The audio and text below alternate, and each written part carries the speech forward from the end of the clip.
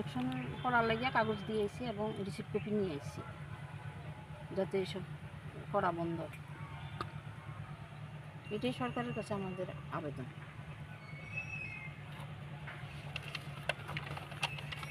সব DCM DM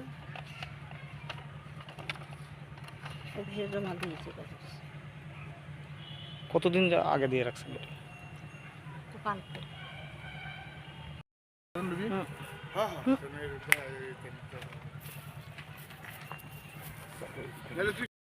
আমাদের কিছু জায়গা জমি আছে 3 ক্যানির মতন। হ্যাঁ, তার মধ্যে এখানে বাস্তু করার লাগে আরেকজন রেডি হয়ে রয়েছে বাস্তু করতে হয়। এখানে যদি বাস্তু হয় তাহলে তো আমরা কৃষি টৃষি করতে পারতাম না এবং আমাদের বিরাট সমস্যা হয়ে যাবে গিয়া। তার লাগে আমরা এখন মন্ত্রীর কাছে আবেদন করতেছি যে এই মাটি ফালানি যাতে বন্ধ হয়। 3-4খানে আমরা কাগজপত্র দিয়েছি, ডিএম অফিসে, ডিসিএম অফিসে, অফিসে।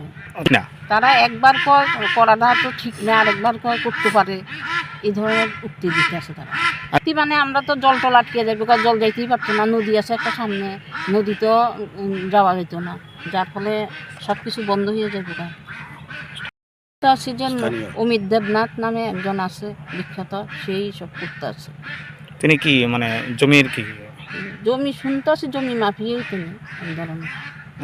জায়গাটা এই জায়গাটা কোন জায়গাটা এটা বরজলা তহসিল কাছারি হচ্ছে। আপনার নাম বরজলা? বরজলা বরজলা তহসিল অফিস। আমাদের বিরাট অসুবিধা হয়ে যাবে না। কিরকম? ওই তো আমরা জল জমে যাবো, কোনো কৃষি করা যেত না। আমাদের এখানে তো সবসময় আগে ধান করা হইতো, এই জমিতে প্রচুর ধান চাষ করা হইতো এখানে। তো কয়খানি? এইখানে 5-6 খানির মতন আছে। আচ্ছা, তো যারা করতেছে তারা কি আগে কৃষি করতো?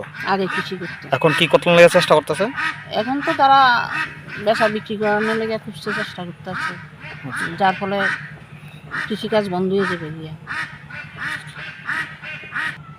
এখন তারা চেষ্টা করতে আছে যে এটা বাস্তুর করানোর লেগে, শুনতে আছি এটাই কথা। এখন কি আপনারা অবজেকশন দিয়েছে? আমরা অবজেকশন দিয়ে দিচ্ছি। কানের কাছে অতটুকু আবেদন যাতে এসব যাতে বন্ধ হয়, আমরা যাতে কৃষির কাজ ঠিকমতো করতাম পারি, এটাই আমাদের আবেদন। কার কাছে? ওই তো মাননীয় কৃষিমন্ত্রী